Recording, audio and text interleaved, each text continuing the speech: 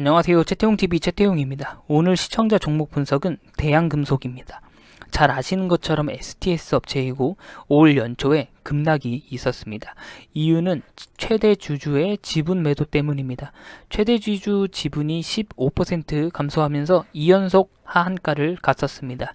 최근에는 내실을 다지며 경영 안정화가 됐고 1분기 실적이 흑자를 유지해 주면서 기업이 안정화가 됐다고는 하는데 STS 업체들은 중국발 가격 경쟁 때문에 업황 자체가 다소 힘든 점을 무시할 수 없습니다. 포스코도 그 중간에 껴있고요.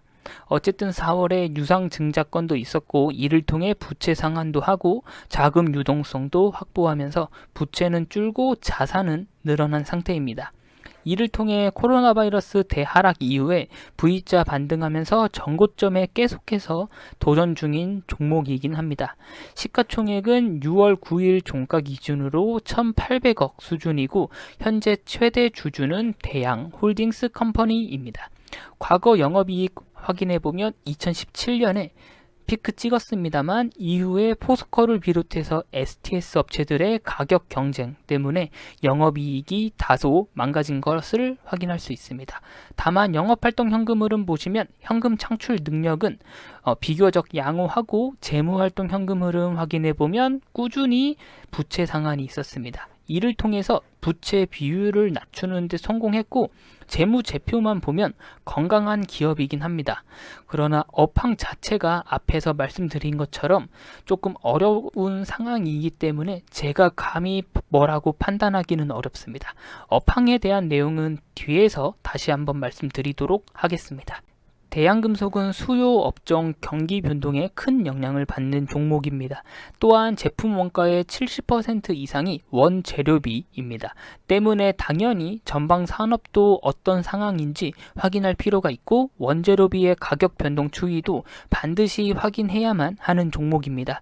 세계 시장을 중국이 절반 이상 점유하고 있고 국내에서 대양금속은 업계 4위 수준이고 시장 점유율은 약 5% 수준입니다. 포스코의 시장 파이가 당연히 가장 크고 과거 영업이익이 박살난 것도 중국발 영향도 있었고 포스코 등가의 가격 경쟁 때문에 발생했었습니다. 매출의 40% 이상이 LG전자와 삼성전자이며 46년 된 기업으로 역사가 짧진 않습니다. 원가 경쟁력도 있고 신속한 납기가 강점이라는데 다른 경쟁업체도 마찬가지인 상황입니다. 매출 구성 보면 스테인리스 강판이 100%입니다. 긍정적인 건 이번 1분기 때 제품 가격이 크게 올랐습니다. 작년까지는 포스코, 중국 업체들과의 가격 경쟁 때문에 팔아도 별로 남는 구조가 아니었습니다. 다만 올해 1분기에 내수와 수출 가격 모두 급상승했기 때문에 대양금속에게는 긍정적으로 볼 수 있습니다. 그렇다고 가격 상승에 맞춰서 원재료 가격도 올랐냐를 보면 원재료 가격은 큰 변동이 없어서 안정적으로 현금 창출이 가능해 보입니다. 공장 가동률은 85% 수준이고요. 매출에서 내수와 수출은 큰 차이 없이 발생 중입니다. 유동 자산과 유동 부채 확인해 보겠습니다. 유동 자산은 약 700억 수준이고 유동 부채는 270억 수준으로 아주 양호한 편입니다. 다만 현금성 자산은 85억이고 단기 차입금이 150억 수준입니다. 단기 차입금이 다소 많긴 하지만 아주 부담되는 리스크라고 볼 수는 없습니다. 그리고 추가적으로 매출 채권이 270억으로 다소 많은 부분을 차지하고 있습니다. 유동 자산에서 매출 채권이 많은 부분을 차지하고 있기 때문에 대손 충당금 확인해 보면 설정률이 아주 낮은 기업은 아닙니다.